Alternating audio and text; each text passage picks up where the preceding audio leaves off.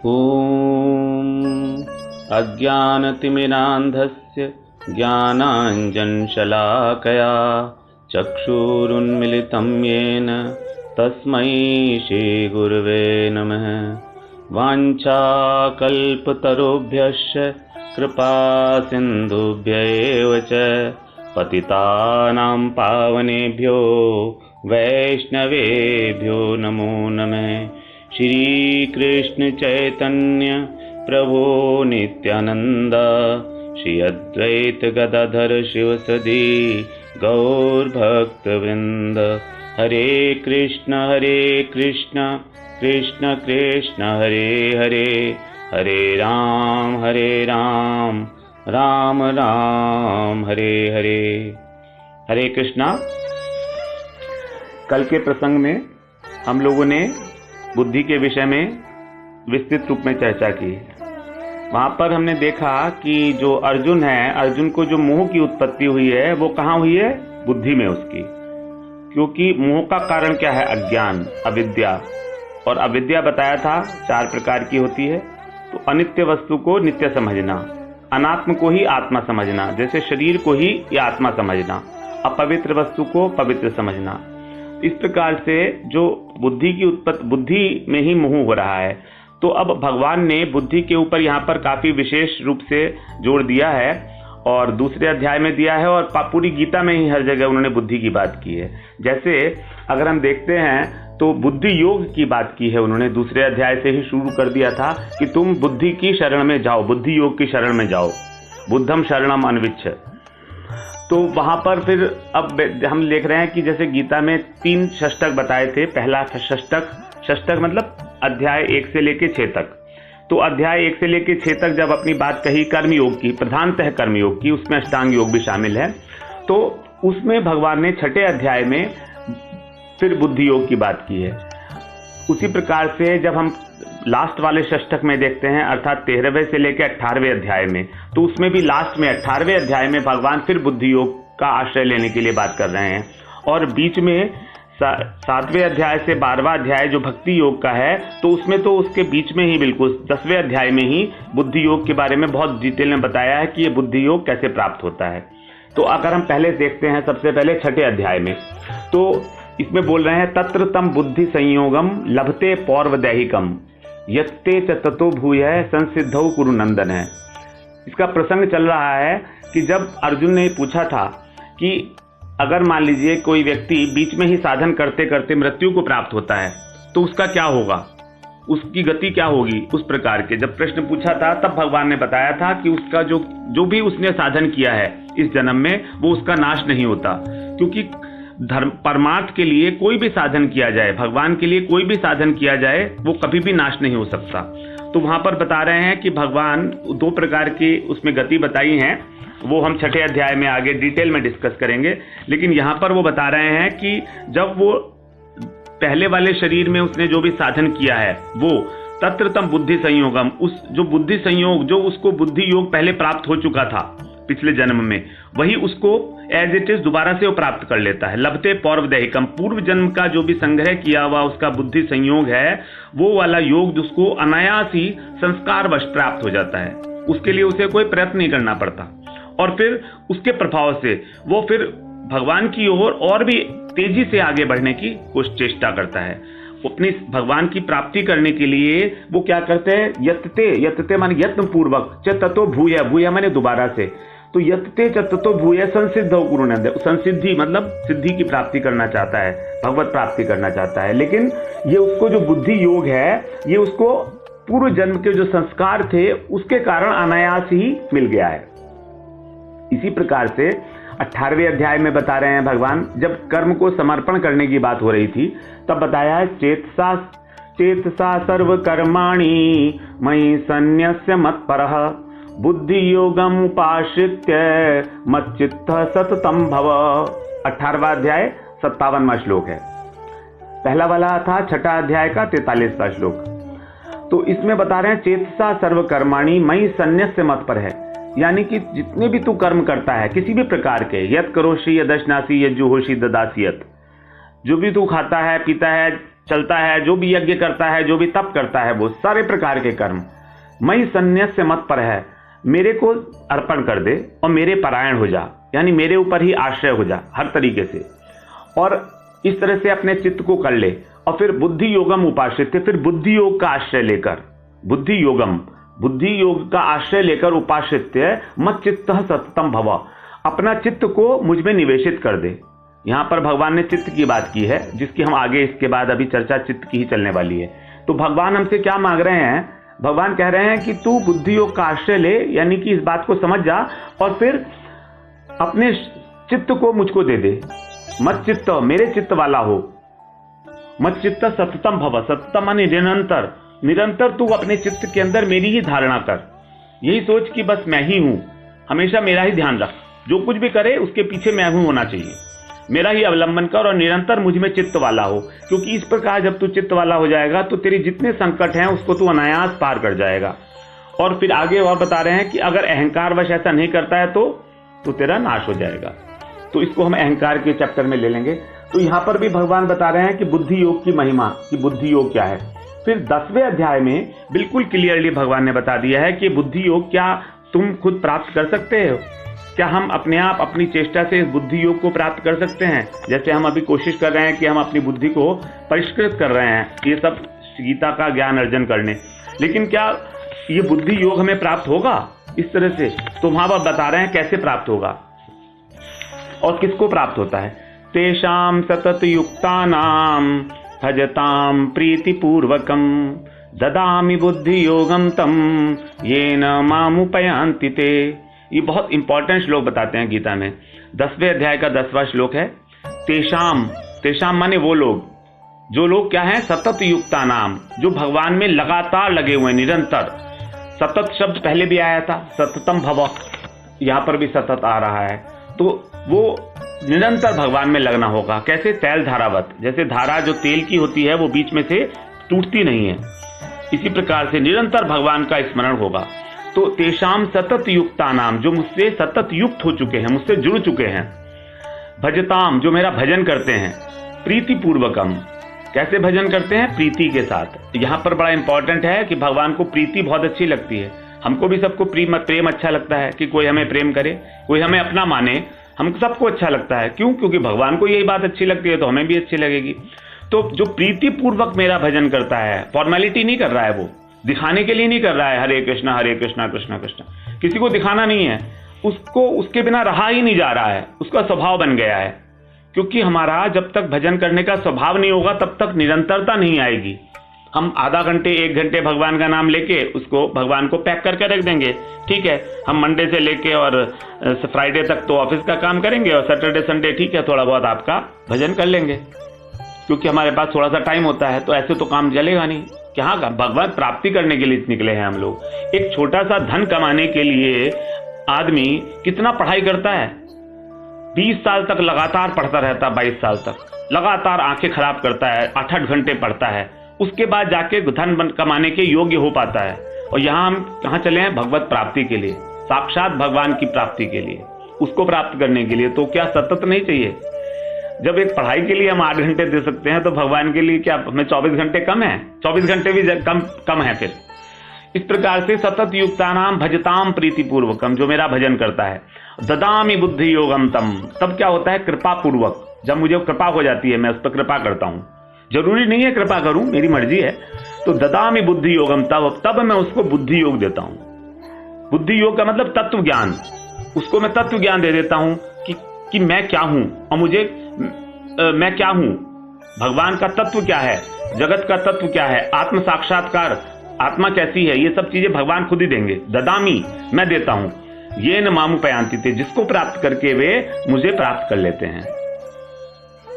तो यहां पर बड़ा अच्छा सा बताया भगवान में ददामी है। ददामी मतलब बुद्धि योग। बुद्धि योग का मतलब है, बुद्धि योग के एक्चुअली 2 अर्थ बताए गए हैं। बुद्धि योग के 2 अर्थ बताए हैं। उसमें एक अर्थ बताते हैं बुद्धि योग का, भगवत अर्पित निष्काम कर्म। भगवत अर्पित निष्काम कर्म की हमने बात की थी पहले, जब हम कर्मयोग, यही है, इसी को हम कर्मयोग भी बोलते हैं। जब पहले हम लोग सकाम कर्म करते हैं, उसके बाद निष्काम कर्म। निष्काम कर्म का अर्थ हुआ कि उसके अंदर फलों की आसक्ति नहीं है और कर्तापन का भाव नहीं है। तो वो निष्काम हो गया। अब उस निष्काम कर्म को जब भगवान के अर्पण करते हैं तब वो है बुद्धि योग। लेकिन ये उसका गौण अर्थ है, गौण अर्थ मतलब सेकेंडरी मीनिंग। लेकिन इसका बुद्धि योग का जो वास्तविक अर्थ है वो है, उसका बुद्धि योग का वास्तविक अर्थ है प्रेम लक्षणा भक्ति। भगवान अपना प्रेम दे देते हैं, ददामि बुद्धि योगम तम, अपना प्रेम भगवान हमें स्वयं दे देते हैं।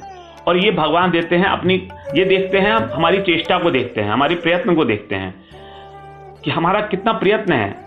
तो कृपावश जब भगवान का चित्त पिघल जाता है हमारे ऊपर, तब भगवान हमको कृपा करके इस बुद्धि योग को उपलब्ध करा देते हैं। यही बात जब अर्जुन ने लास्ट में पूरी गीता होने के बाद अर्जुन ने क्या कहा था? अर्जुन ने कहा था नष्टो मोह स्मृतिर्लब्धा त्वत्प्रसादात् मयाच्युतः स्थितो अस्मि गत संदेह करिष्ये वचनम तव। यहाँ पर 18वां अध्याय में 73वें श्लोक में गीता की परिणति हो गई है। गीता का जो रिजल्ट है वो यहाँ निकला है। वहां भगवान अर्जुन बता रहे हैं कि मेरा मोह अब नष्ट हो गया है। मोह जो हमारी अविद्या है, उसके कारण जो मुझे मोह हो रहा था मेरी बुद्धि के अंदर, वो मेरा नष्ट हो गया। स्मृति लब्धा, मुझको स्मृति प्राप्त हो गई है। स्मृति क्या है? इसका मतलब पहले से कुछ था। स्मृति वो होती है जो हमने पहले कोई चीज अनुभव की होगी, उस चीज की स्मृति होती है। तो मैं ये जानता था कभी किसी समय में कि मैं आपका ही शिष्य हूं, लेकिन मैं उसे भूल गया था। मैं संसार की ओर लग गया था और आपसे विमुख हो गया था, लेकिन अब मुझे स्मृति प्राप्त हो गई है। लेकिन ये कैसे हुई है? ये मैंने क्या अपना प्रयास किया? क्या अर्जुन वहां पर खड़े खड़े युद्ध के मैदान में कोई योग साधना कर रहे थे किसी तरीके की, या प्राणायाम कर रहे थे, या ध्यान कर रहे थे? भगवान को कुछ भी नहीं कर रहे थे। वो तो खड़े थे, और खड़े खड़े ही सुनते सुनते केवल श्रवण मात्र से अर्जुन को क्या हुआ? स्मृति लब्धा, अपनी स्मृति हो गई कि मैं कौन हूं और मेरा कर्तव्य क्या है, कर्तव्य बोध हो गया। और त्वत्प्रसादात् मयाच्युत, यहाँ पर उन्होंने स्वीकार कर लिया कि ये सब आपकी कृपा का फल है, मैंने इसमें कुछ नहीं किया है, मेरा कोई प्रयास नहीं है, मैंने तो सिर्फ निष्कपट भाव से आपकी बात सुनी है। एकाग्रचित्त होकर मैंने आपकी बात सुनी तो मेरा मोह नष्ट हो गया, सिर्फ श्रवण मात्र से। लेकिन कारण क्या था? कारण था अर्जुन की पूर्ण शरणागति। अर्जुन क्योंकि संपूर्ण रूप से भगवान के शरणागत हो गए थे, और ये शरणागति उन्होंने की थी दूसरे अध्याय में, जब 7वां श्लोक है वहां पर उनकी पूर्ण शरणागति हो गई थी। 7वें श्लोक से ही वहां पर जो है, उसके बाद ही भगवान की जब उसने शरणागति स्वीकार कर ली है, तब भगवान ने उसको 11वें श्लोक से, दूसरे अध्याय के 11वें श्लोक से उसको उपदेश देना शुरू किया था अर्जुन को। वरना वो कोई उपदेश नहीं दे रहे थे अर्जुन को। अर्जुन का सखा है, हमेशा उनके साथ रहा है, खेला है, सोया है, घूमा है, खेला है, मगर अर्जुन को कोई नहीं बताया कि मैं भगवान हूं। अर्जुन से कभी नहीं कहा उन्होंने। यहां पर जब अर्जुन ने उनकी शिष्यता स्वीकार की है, शरणागति की है, शरणागति, तब बोल रहा है वो दूसरे अध्याय के 7वें श्लोक में, कार्पण्य दोषो अपह स्वभाव पृच्छामि त्वां धर्म सम्मूढ़ चेता यच्छ्रेयस्यानिश्चितं ब्रूहि तन्मे शिष्यस्ते अहं शाधिमां त्वां प्रपन्नम। यहां अर्जुन स्वीकार कर रहे हैं कि मेरे अंदर कार्पण्य दोष आ गया है, कायरता रूपी दोष। मैं अपने को कायर मान रहा हूं क्योंकि मैं इसे युद्ध करने में स्वयं को असक्षम समझ रहा हूं। तो इस कायरता रूपी दोष से मैं उपहत हो गया हूं। मेरा स्वभाव जो है वो विकृत हो गया है। स्वभाव था क्षत्रिय धर्म, तो क्षत्रिय स्वभाव मेरा वो है, उससे मैं हट गया हूं। और क्या हो रहा है? मोहित हो चुका हूं मैं, धर्म सम्मूढ़ चेता। धर्म के समय में कि मेरा धर्म क्या है, वास्तविक धर्म। चेता मैंने, मेरा चित्त जो है वो मोहित हो गया है, यहाँ पर स्वीकार कर रहे हैं कि मैं मोहित हूं। यहाँ पर सम्मूढ़ माने सम्यक रूपेण, कंप्लीटली, पूरा का पूरा मुझे समझ में नहीं आ रहा है मैं क्या करूं। इसलिए मैं आपसे पूछ रहा हूं, पृच्छामि, मैं पूछ रहा हूं आपसे कि आप मुझे बताइए कि जो मेरे लिए निश्चय कल्याणकारक हो। यत श्रेय, श्रेय का मतलब होता है कल्याणकारक। 2 रास्ते बताए थे ना पहले, प्रेय और श्रेय। तो जो कल्याणकारक है वही, जो कल्याणकारक हो वही आप मेरे लिए कहिए निश्चित रूप से। और कारण क्या है, क्यों कहिए आप ये सब कुछ? क्या क्यों कहिए? क्या मैं आपका सखा हूं इसलिए, या मैं आपका भाई लगता हूं इसलिए? नहीं, इसलिए नहीं, क्योंकि मैं आपका शिष्य हूं। शिष्यस्ते हम, कि मैं आपके शरण में, शादी माम त्वाम प्रपन्नम, आप मुझे शासन करिए मेरे ऊपर। क्यों? क्योंकि मैं शिष्य हो गया हूं, और प्रपन्नम, मैं आपकी शरणागत हूं। तो यहां पर भगवान को खुद ही कह रहे हैं वो अर्जुन कि मुझे शासन करिए आप मेरे ऊपर। मुझको डांटिए, मुझे समझाइए, मुझे जो करना है करिए, अब मैं पूर्ण शरणागत हूं आपकी। तो यहां पर शरणागति जो हुई है वो एक मन से शरणागति हो गई है यहां पर, लेकिन पूर्ण शरणागति जब हुई है, लास्ट में बाद में शरणागति पूरी हुई है, तब उनको नष्टो मोह स्मृति लब्धा, तब उनको भगवान की कृपा प्राप्त हुई है। तो भगवान की कृपा जो है उनको प्राप्त हुई है, तभी उनको अपना मोह नष्ट हुआ है इस प्रकार। तो इस प्रकार जो है भगवान का जो बुद्धि योग है वो भगवान हमको स्वयं ही देंगे कृपा करके, जब हम उनका प्रेम पूर्वक भजन करेंगे। अभी हमारी बुद्धि के बारे में काफी चर्चा हो चुकी है, अब हम अगले तत्व के ऊपर शिफ्ट करते हैं, आगे बढ़ते हैं थोड़ा सा। तो आगे हमारा आ जाता है, आया था वहां मन, बुद्धि, अहंकार और चित्त, ये चार हैं सूक्ष्म शरीर के वृत्तियां, अंतःकरण की वृत्तियां हमारी, जो करण है। करण का मतलब है जो इक्विपमेंट है जिनसे काम किया जाता है। तो ये अहंकार क्या है? अहंकार कैसे उत्पन्न हुआ? जहां से सब चीजें उत्पन्न हुई है ना, प्रकृति से। प्रकृति से ही सारी की सारी पंच महाभूत, मन, बुद्धि और अहंकार ये उत्पन्न हुए थे। तो पांच प्रकार के जो महाभूत हैं, आकाश, वायु, अग्नि, जल और पृथ्वी। तो ये जो हमारे पांच महाभूत हैं, और मन, बुद्धि और अहंकार क्रमशः ये सूक्ष्म होते चले जाते हैं।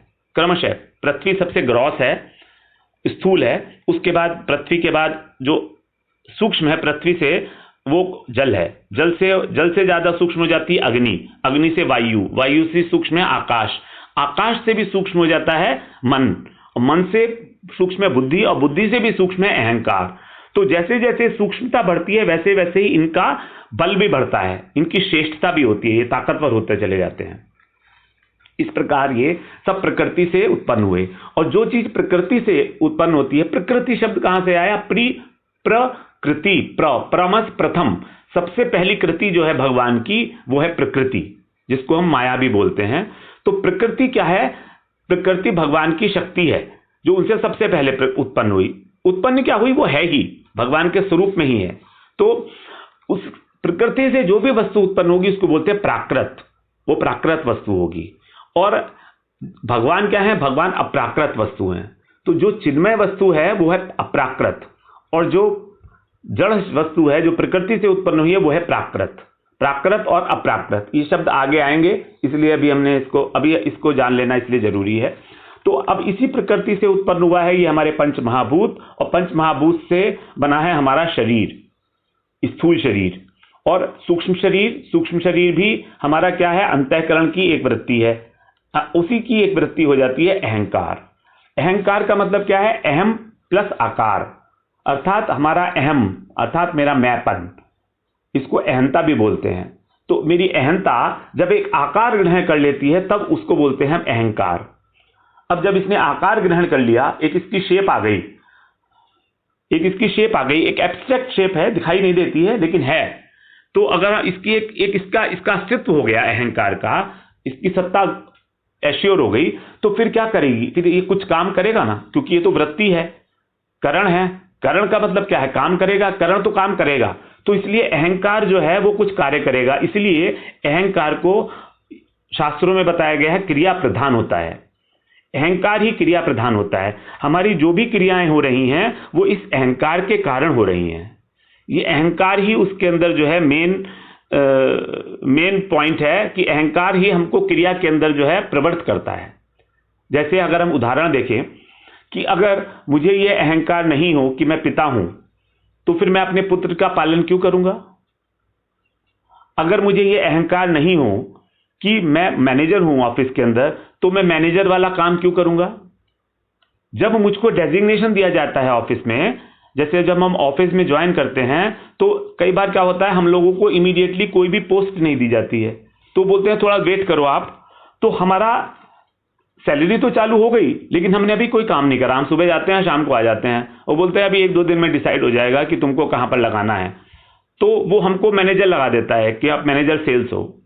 तो अब जब मैनेजर सेल्स बन गए, यानी कि मेरा अहंकार बन गया कि मैं मैनेजर सेल्स हूं, तब मैं सेल्स का काम शुरू कर दूंगा। तो यह है हमारा अहंकार। तो अहंकार ही हमको क्रिया के अंदर प्रवृत्त करता है। व्यवहारिक जगत में इस अहंकार की फंक्शनल यूटिलिटी है। अहंकार इज वेरी वेरी नेसेसरी। इसकी फंक्शनल यूटिलिटी है। लेकिन अगर यही अहंकार मैं अपने परमार्थ के अंदर लगा देता हूं, अप्लाई करता हूं, तो यहां पर जो है यह व्यवधान हो जाता है, यह दोष हो जाता है। अगर मैं मंदिर में जाकर भी ये कहूं कि मैं मैनेजर सेल्स हूं या मैं सीईओ हूं इस कंपनी का, तो फिर क्या हो, तुम होंगे? किसी को क्या मतलब है? भगवान को कोई मतलब है क्या आपको कि आप मैनेजर सेल्स हो? आप साधारण इंसान हो एक उनके लिए। तो वहां पर आप अगर अहंकार लेकर जाओगे मंदिर में, तो कौन आपको स्वीकार करेगा वहां पर? आजकल की बात अलग है कि जब चीफ मिनिस्टर या मिनिस्टर लोग मंदिर में विजिट करते हैं तो उनके लिए वीआईपी रास्ता बना दिया जाता है, वो अलग बात है, क्योंकि ये तो सब व्यावहारिक है ना, सब लोग अपने अपने नंबर बढ़ाने के लिए सब काम करते हैं। बेसिकली हम लोग जब भगवान के समक्ष जाते हैं तो क्या हमारा वहां पर परमार्थ में अहंकार चलेगा कि मैं पिता हूं, मैं बॉस हूं? ये सब कुछ नहीं चलेगा, ये सब दोष है। और हम क्या हो रहा है कि हम इस पोस्ट के साथ हमारा इतना तादात्म्य हो जाता है, इतनी तन्मयता हो जाती है कि हम ये सोच ही नहीं पाते कि हम और इसके अलावा भी कुछ हैं। हमसे कोई पूछता है कि आप क्या हो, हमसे पूछता है ना कि आप क्या हो, तो मैं क्या बोलता हूं? अरे मैं उस कंपनी का फलाना फलाना, मैं मैनेजर हूं। अच्छा, और उसके अलावा भी कुछ हो? उसके अलावा कुछ नहीं हूं मैं, मुझे पता ही नहीं है मैं क्या हूं, मुझे अपना परमार्थिक परिचय पता ही नहीं है, मुझे अपना लौकिक परिचय ही पता है, और इसी लौकिक परिचय को लिए हुए हम लोग घूमते रहते हैं और इसी के अंदर सारी जिंदगी हमारी कट जाती है। तो अब क्या हो रहा है कि सृष्टि की जितनी भी क्रियाएं हो रही हैं, इस सृष्टि में बहुत सारी क्रियाएं हो रही हैं ना, तो सारी क्रियाएं इस अहंकार के द्वारा ही संपन्न हो रही हैं। क्यों हो रही हैं, कैसे हो रही हैं? जैसे जो प्रकृति है उसमें हमने बताए थे आठ तत्व होते हैं, भूमि रापो अनलो वायु खम मनो बुद्धि रेवच अहंकार इति में भिन्ना प्रकृति रिष्टता। भगवान कह रहे हैं कि मुझसे भिन्न मेरी जो प्रकृति है, यानी जो मेरी जड़ स्वभाव वाली प्रकृति है, वो अष्टधा प्रकृति है। उसके 8 तत्व हैं, पंच महाभूत, मन, बुद्धि, अहंकार।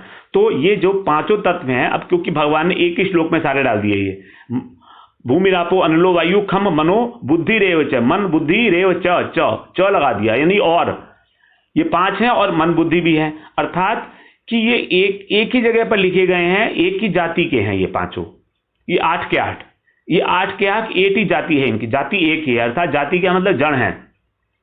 जैसे जिस जाति की पृथ्वी है उसी जाति का हमारा मन है, जिस जाति का बुद्धि है उसी जाति का है हमारी अहंकार। तो फिर हमारा अहंकार, हमारे मन, हमारी बुद्धि की क्या वैल्यू हुई? हमारी मन की, हमारी बुद्धि की, हमारे विचारों की, हमारे अहंकार की वैल्यू उतनी ही है जितनी एक मिट्टी के ढेले की। ये मेरे शब्द नहीं है, ये एक बहुत बड़े संत के शब्द हैं। उन्होंने ये कहा है कि हमारे विचार, हम सोचते हैं कि हमारी बहुत वैल्यू है, हमारी बुद्धि की बहुत वैल्यू है कि मैं सो एंड सो हूं, लेकिन तुम्हारी वैल्यू, हमारी वैल्यू, सबकी बुद्धि की, विचार की वैल्यू एक मिट्टी के ढेले के बराबर है। भगवान ने कहा है कि एक जाति है सारे, जितनी मिट्टी की वैल्यू है उतनी ही हमारे अहंकार की वैल्यू है, और हम उसी के अहंकार के ऊपर ही अपनी सारी जिंदगी नष्ट कर देते हैं। और यही भगवान बोलते हैं, रामचरितमानस में बोलते हैं, क्या बोलते हैं? निर्मल मन जन सोई मोहि पावा, मोहि कपट छल छिद्र न भावा, कि जिसका मन निर्मल है वही मुझको प्राप्त करता है।